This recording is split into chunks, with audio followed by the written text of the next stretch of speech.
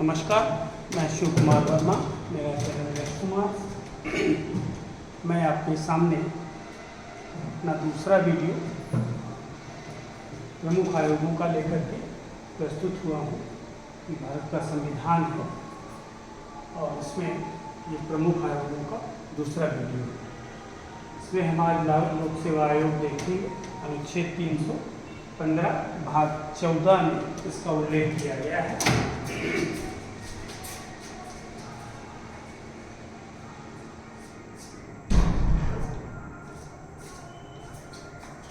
चलिए अब देखते हैं लोक सेवा आयोग। तो लोक सेवा आयोग बना कैसे? असल में जब अंग्रेजों की गुलामी में हम लोग आए तो उस समय ऐसी कोई संस्था नहीं थी, लेकिन भारत सरकार अधिनियम 1919 में एक आयोग गठित करने की बात कही गई थी, लोक सेवा आयोग।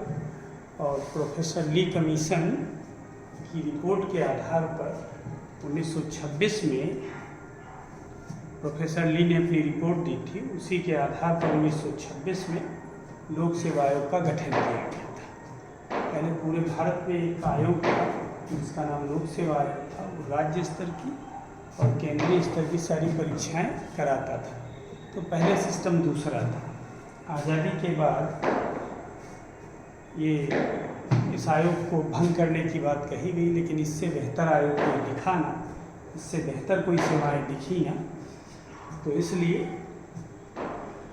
इन्होंने इसे बनाए रखने की बात कही और लोक सेवा आयोग को दो भागों में बांट लिया।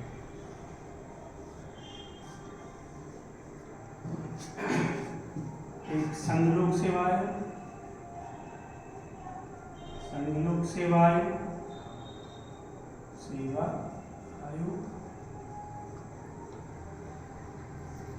संघ लोक सेवा आयोग एक बनाया गया और प्रत्येक राज्य के लिए राज्य लोक सेवा आयोग, प्रत्येक राज्य के लिए अलग अलग होगा राज्य लोक सेवा आयोग गठित किया गया। इस तरीके से लोक सेवा आयोग को दो भागों में बांट कर देखा गया। एक संघ लोक सेवा जो संघ की भर्ती परीक्षाओं को कराए और राज्य लोक सेवा आयोग जो राज्य की भर्ती परीक्षाओं को कराएगा। संघ लोक सेवा आयोग जो है अखिल भारतीय सेवाओं के संबंध में था और इसमें केंद्रीय अखिल भारतीय सेवाओं की परीक्षा कराने का अधिकार इसे दिया गया। इस आयोग के अध्यक्ष एवं सदस्यों की नियुक्ति कौन करेगा? राष्ट्रपति महोदय करेंगे, यानी मंत्रिपरिषद की सलाह पर राष्ट्रपति इनकी नियुक्ति करते हैं। ठीक, राज्य लोक सेवा आयोग में नियुक्ति कौन करेगा? वो राज्यपाल साहब करेंगे। राज्यपाल महोदय राज्य लोक सेवा आयोग के अध्यक्ष एवं सदस्यों की नियुक्ति करते हैं। ठीक, ये नियुक्त हो गए। अब इनका कार्यकाल की बात करें। कार्यकाल इस आयोग के अध्यक्ष एवं सदस्यों का कार्यकाल की बात कर रहे हैं तो 6 वर्ष या 65 वर्ष, जो भी पहले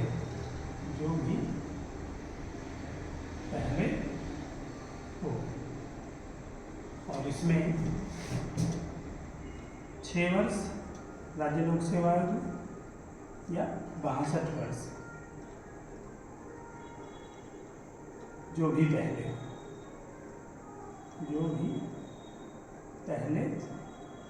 हो। मान लेते हैं कोई व्यक्ति 50 साल की उम्र में संघ लोक सेवा आयोग का अध्यक्ष बनेगा तो वो 6 वर्ष तक कार्य करेगा। यदि 60 वर्ष की उम्र में कोई अध्यक्ष बनेगा तो 65 वर्ष तक कार्य करेगा, तो वो 6 वर्ष पूरे करने के चक्कर में ना आएगा। इसमें भी वही प्रक्रिया। ठीक, यदि 60 वर्ष की उम्र में बना है तो 2 वर्ष तक कार्य करेगा, यानी 62 वर्ष तक करेगा। यदि 50 साल में बना है तो 6 वर्ष तक कार्य करेगा। ये व्यवस्था बनाई। संघ लोक सेवा आयोग और राज्य लोक सेवा आयोग, ये 2 आयोग गठित कर लिए गए। ठीक, अब इनको कार्य दिए गए, ये अखिल भारतीय सेवाओं की परीक्षा कराएंगे। तो अखिल भारतीय सेवाओं का उल्लेख देखें तो यहाँ पर लिखते हैं अखिल भारतीय सेवाएं, भारतीय सेवाएं। ये अखिल भारतीय सेवाओं से 23 विभागों की परीक्षा कराता है। 23 विभाग इसके के अधिकारियों की परीक्षा ये कराता है अखिल भारतीय सेवाएं।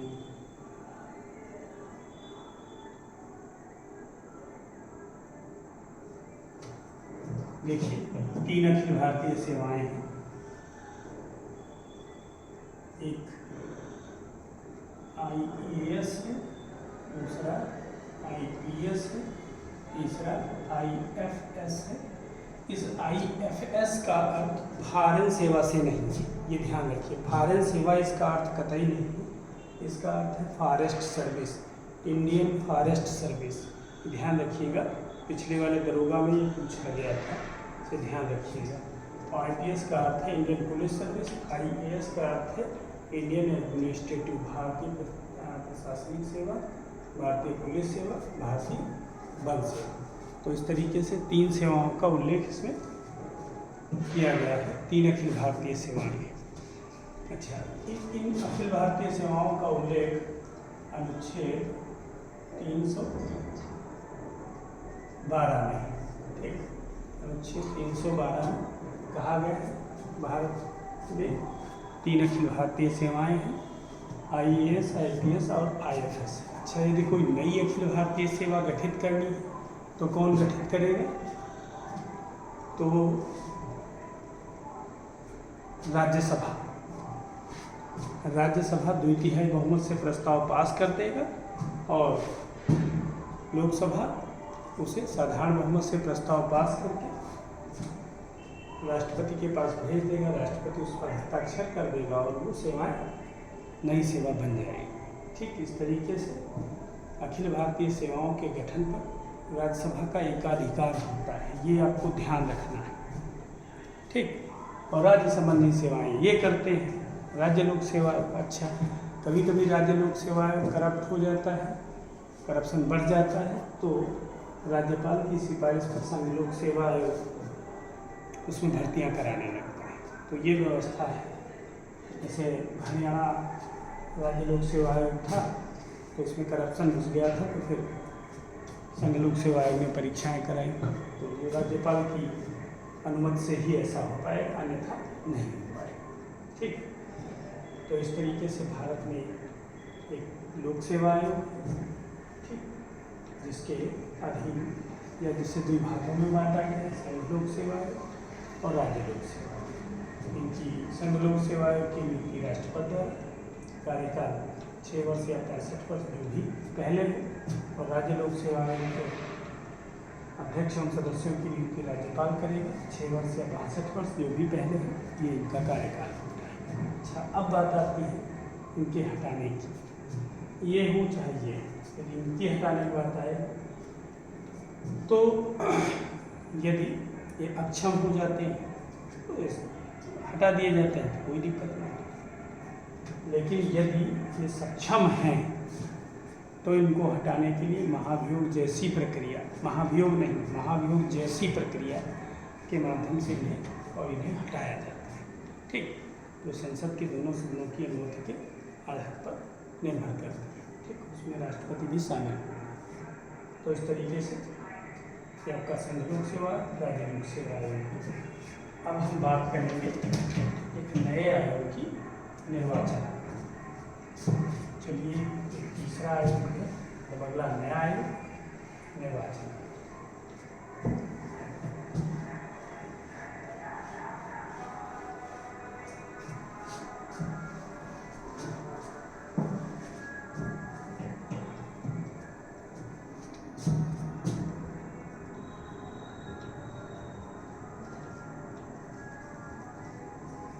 निर्वाचन आयोग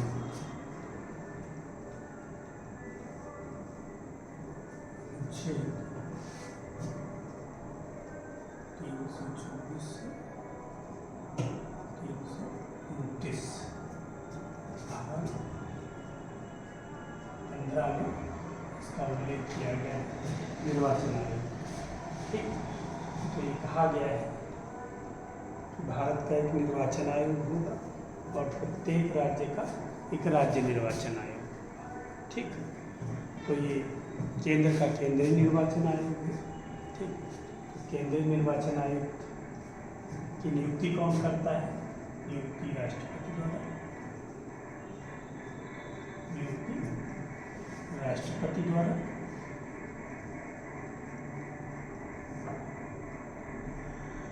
राष्ट्रपति द्वारा और कार्यकाल इनका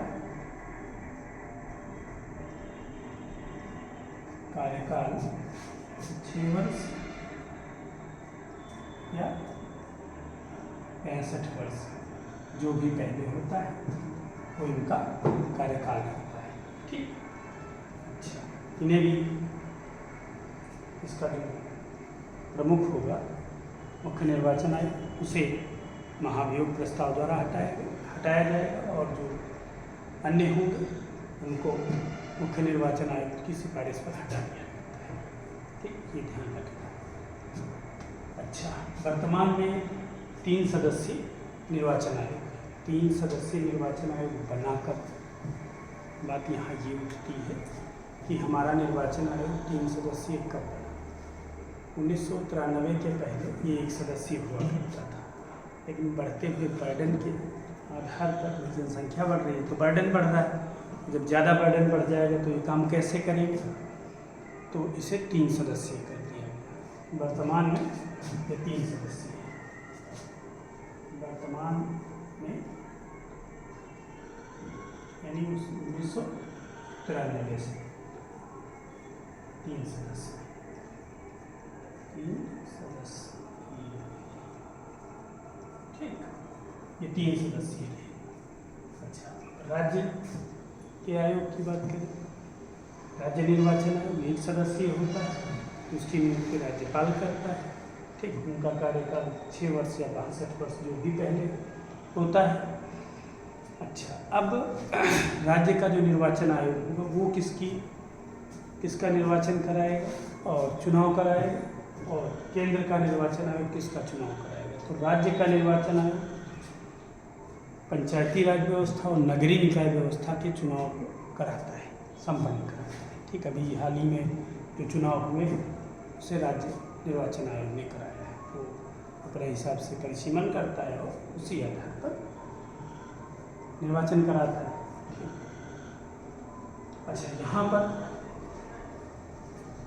ये लोकसभा, राज्यसभा, राष्ट्रपति, उपराष्ट्रपति, विधानसभा, विधान परिषद, इन सबके चुनाव और उपचुनाव केंद्रीय निर्वाचन आयोग कराएगा। यानी ये केंद्रीय निर्वाचन आयोग सारे चुनाव कराता है। राज्य निर्वाचन आयोग सिर्फ और सिर्फ पंचायती राज व्यवस्था और नगरीय निकाय व्यवस्था को ही देखता है, बाकी सबको ना देखता है। ठीक, उनके चुनाव कराए, चुनाव कराए। ठीक, अच्छा, इनके जो निर्वाचन आयोग होता है उसके अन्य कार्य क्या होते हैं? इनके ढेर सारे कार्य, बहुत ढेर सारा इनके पास कार्यकाल होता है। उनके सबसे पहले निर्वाचन कराते हैं, तो निर्वाचन तो सब जानते हैं कि लोकसभा, राज्यसभा, विधानसभा, विधान परिषद, राष्ट्रपति, उपराष्ट्रपति का सबका निर्वाचन कराते हैं। दूसरा, निर्वाचन सूची जारी करते हैं। उनका काम होता है निर्वाचन सूची जारी करना। ये निर्वाचन सूची भी जारी करते हैं। अच्छा, कौन सी राष्ट्रीय पार्टी है, कौन सी नहीं है, ठीक, इसका भी निर्धारण यही करते हैं। इसको कौन सा चुनाव चिन्ह लेना है, इसका भी निर्धारण यही करते हैं। यानी काम बहुत ढेर सारे हैं इनके पास। अच्छा, परिसीमन की बात आती है तो परिसीमन आयोग एक गठित किया जाता है केंद्र द्वारा, लेकिन उसमें सदस्यता इनकी रहती है, यानी परिसीमन कराने में इनका सहयोग बहुत रहता है, तो ये परिसीमन कराने में सहभागिता करते हैं। अच्छा, आचार संहिता लागू करते हैं। आचार संहिता अधिकतम 6 सप्ताह है, 42 दिन पहले लागू हो सकती है, न्यूनतम कितने भी समय तक पहले चल सकता है, कोई उसमें ये नियम कानून नहीं चलता है। अभी तो कुछ चुनाव ऐसे हुए जिसमें 7 दिन पहले इन्होंने अपने हिसाब से जो भी कहते हैं आचार संहिता लागू की है, तो इस तरीके से ये कभी भी इसका घोषणा कर सकते हैं। अब बात करते हैं राष्ट्रीय पार्टी, तो इसे हटा देते हैं, तो राष्ट्रीय पार्टी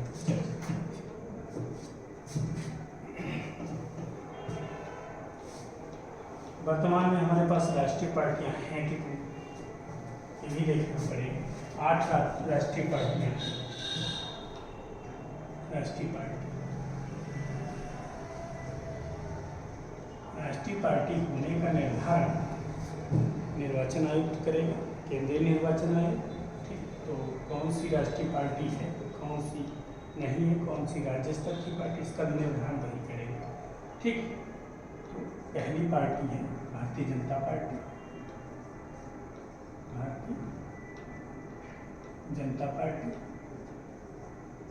दूसरी राष्ट्रीय पार्टी है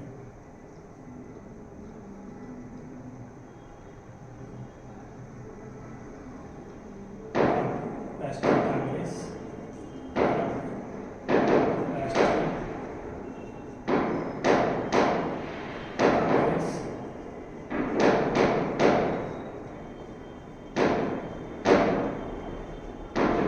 तीसरी राष्ट्रीय पार्टी राष्ट्रवादी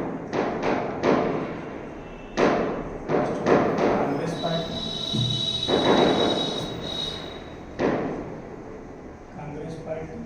ये कौन सी, एनसीपी जिसे कहते हैं, शरद पवार जी की पार्टी एनसीपी। उसे राष्ट्रवादी कांग्रेस पार्टी कहते हैं, उसका चुनाव चिन्ह घड़ी। अगली राष्ट्रीय पार्टी भारतीय जनता पार्टी तो हुई नहीं, भारत बहुजन समाज पार्टी। चौथी बहुजन समाज पार्टी,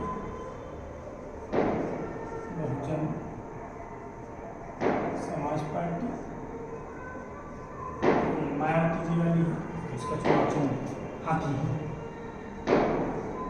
5वीं पार्टी आपकी मार्क्सवादी कम्युनिस्ट पार्टी।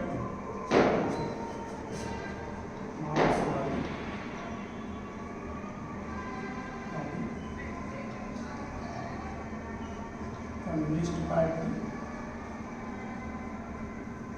और छठी है भारतीय कम्युनिस्ट पार्टी।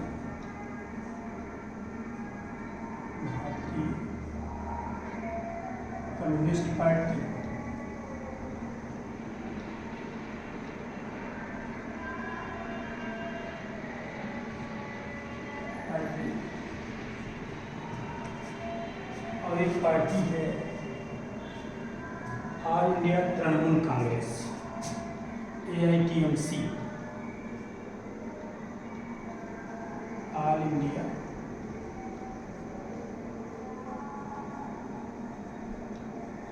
तृणमूल कांग्रेस। ये ममता बनर्जी जी की है। TMC जिसे कहते हैं, AITMC। ठीक, और लास्ट पार्टी आपकी नेशनल पीपल्स पार्टी है। नेशनल पीपल्स पार्टी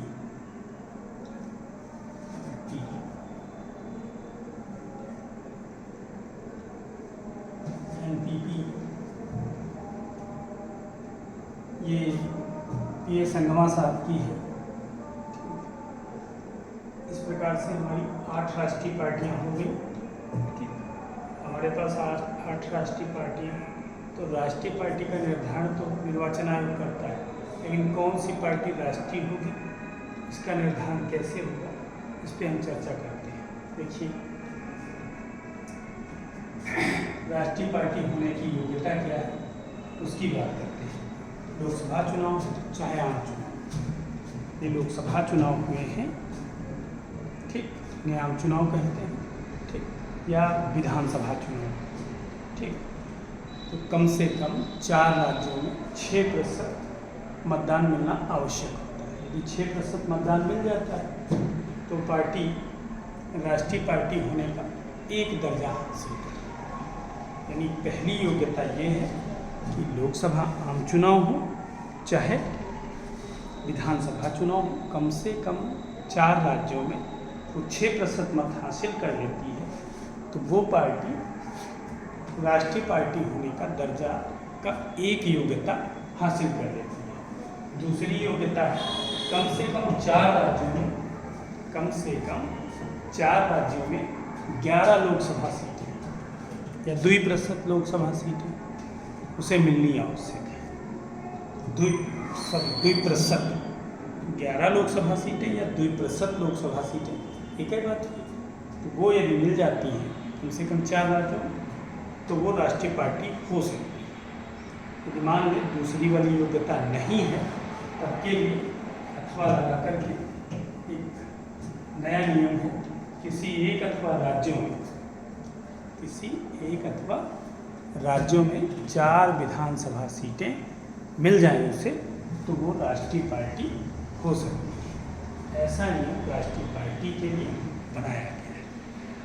ठीक, तो वर्तमान में हमारे पास 8 राष्ट्रीय पार्टियां हैं और इनका निर्धारण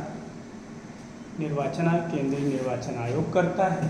ठीक, उसने इनका निर्धारण किया है। वर्तमान में हमारे पास राष्ट्रीय पार्टियां 8 हैं जिनका निर्धारण हो चुका है, उनकी योग्यता भी है। योग्यता में पहली योग्यता आम चुनाव, लोकसभा आम चुनाव हो और चाहे विधानसभा चुनाव, कम से कम 6% मतदान मिलना चाहिए ये 4 राज्यों में। और दूसरी योग्यता है कम से कम 4 राज्यों में उन्हें 11 सीटें या 2% सीटें मिलना चाहिए।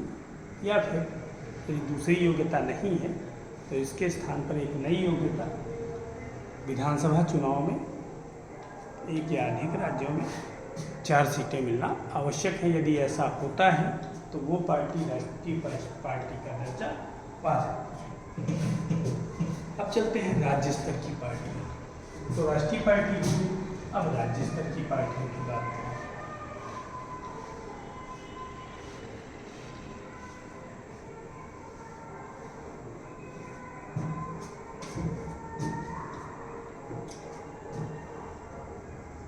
राज्य स्तर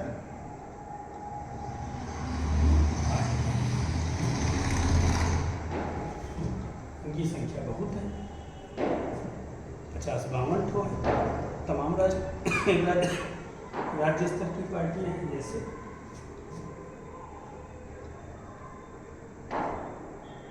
आरएलडी,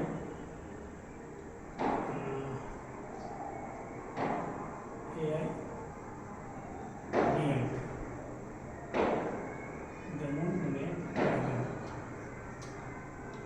डीएमके, तेलुगु देशम,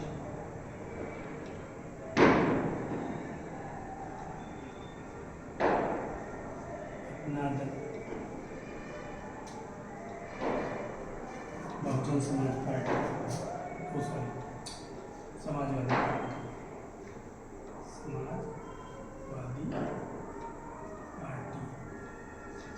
अरविंद केजरीवाल की आम आदमी पार्टी,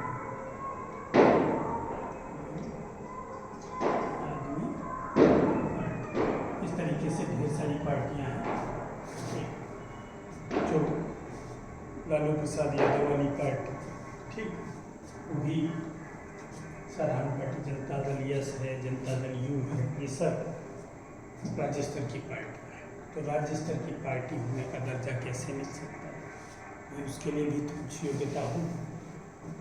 जिस राज्य में चुनाव हो रहा है उसके आम चुनाव में, आम विधानसभा चुनाव में, विधानसभा चुनाव में कम से कम 6% मत हासिल करना अनिवार्य है। ठीक, 6% मत हासिल कर लें और साथ में 2 सीटें प्राप्त कर लें। यदि 2 सीटें प्राप्त कर लेती है तो 6% मत हासिल कर लेती है, वो राज्य स्तर की पार्टी हो जाती है। इस तरीके से राज्य स्तर की पार्टी बनने में कोई बड़ी समस्या नहीं है। ठीक, अब हम बात करते हैं परिसीमन। अगला टॉपिक है हमारा परिसीमन आयोग।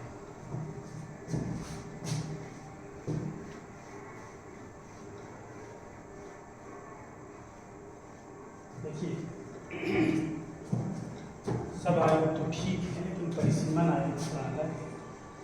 ये परिसीमन आयोग ये संसद द्वारा निर्मित किया जाता है।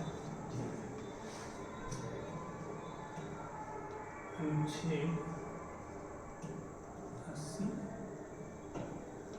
एवं 170 अनुच्छेद 80 और 82 है, अनुच्छेद 82 एवं 170 फर्स्ट के माध्यम से परिसीमन आयोग गठित किया जाएगा। ये केंद्र संसद गठित करेगी। संसद गठित करती है तो संसद गठित कर देती है। अब तक 4 परिसीमन आयोग गठित किए गए हैं। ठीक, 4 परिसीमन आयोग गठित किए गए हैं। पहला 1952 में, दूसरा 1962 में, तीसरा 1973 में, चौथा 2002 में। जब परिसीमन आयोग बना था हमारे संविधान में, तो ये उल्लेख किया गया था कि प्रत्येक जनगणना के बाद, प्रत्येक होने वाली जनगणना के बाद एक परिसीमन आयोग का गठन किया जाए। 2002 में, ठीक, प्रत्येक जनगणना के बाद एक परिसीमन आयोग का गठन किया जाए। ये बात इसमें कही गई थी। अब प्रत्येक जनगणना के बाद परिसीमन आयोग का गठन करना होता है।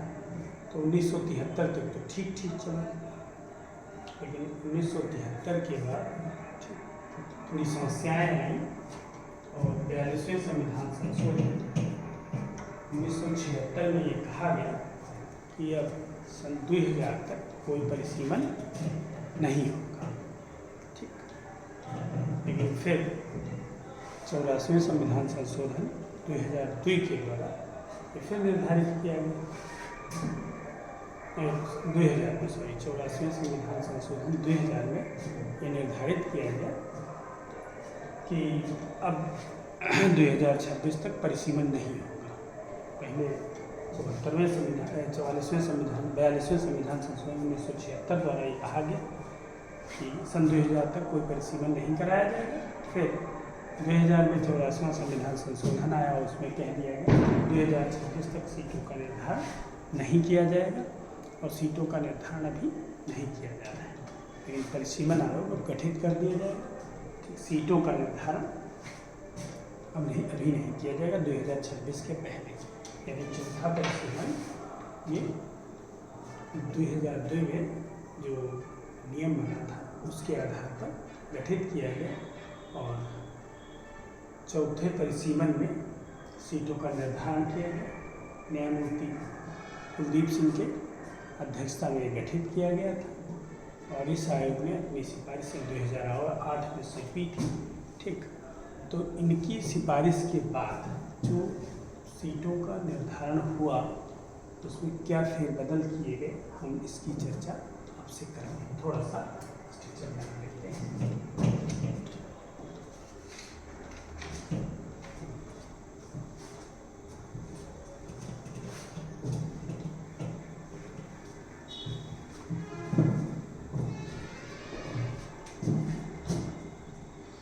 परिसीमन के पहले, परिसीमन के पहले, चौथे परिसीमन की पहले बात, और ये परिसीमन के बाद। परिसीमन के पहले सबसे पहले हम आरक्षित सीटों की बात करेंगे। ठीक, आरक्षित सीटें,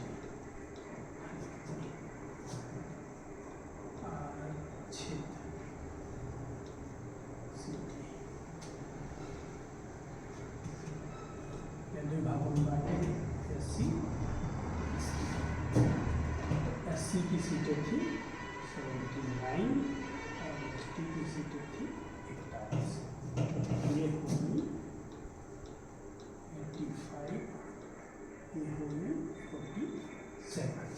इस तरीके से इनका निर्धारण हुआ। इधर 41 थी, फिर 47 हो गई, उधर 79 थी, 85। अब अनारक्षित सीटों की बात आती है तो अनारक्षित सीटें लिख लीजिए। अनारक्षित सीटें, अनारक्षित सीटों में ये कहा गया कि 423 सीटें अनारक्षित हैं। अब इसमें से भाई कितनी, 9, 6 इधर,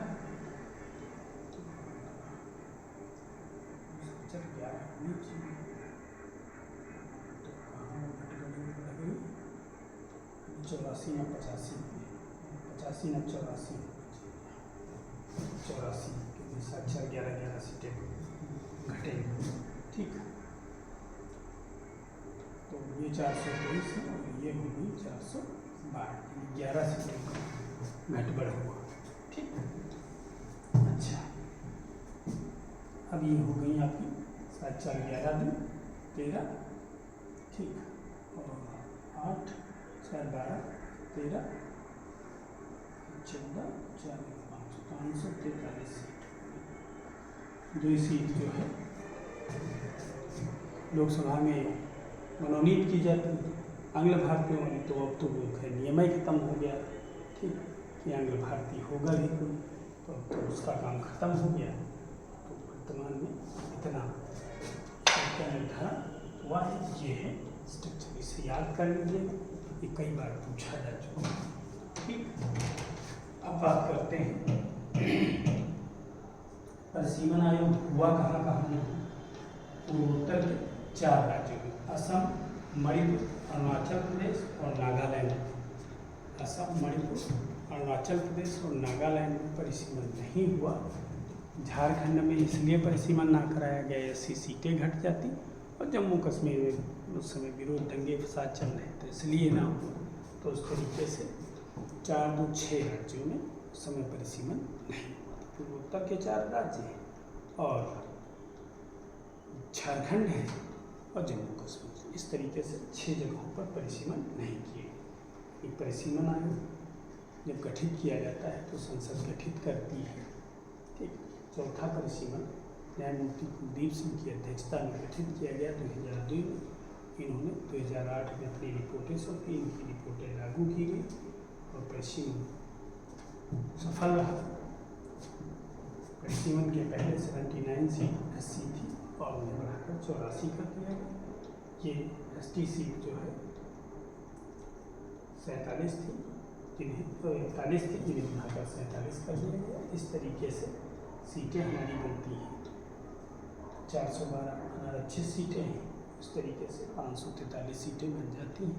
ये आपका हो गया परिसीमन आयोग। तो परिसीमन आयोग का समाप्त हुआ। अब हम कल आपके समक्ष संविधान के भाग 1 की चर्चा करेंगे, भाग 2 की चर्चा करेंगे। हमें उम्मीद है कल हम 2 भाग जरूर निपटा लेंगे। ठीक, यानी संघ एवं उनके केंद्र शासित प्रदेश और जो आपका क्या बोलते हैं नागरिकता से संबंधित चर्चा होगी, वो हम कल निपटा लेंगे। ठीक, तो आप लोग हमारे चैनल को ज़्यादा से ज़्यादा लाइक करिए, सब्सक्राइब करिए और ज़्यादा से ज़्यादा शेयर करिए ताकि हमारे वीडियो दूर तक पहुंच सके। धन्यवाद। जय हिंद, जय भारत।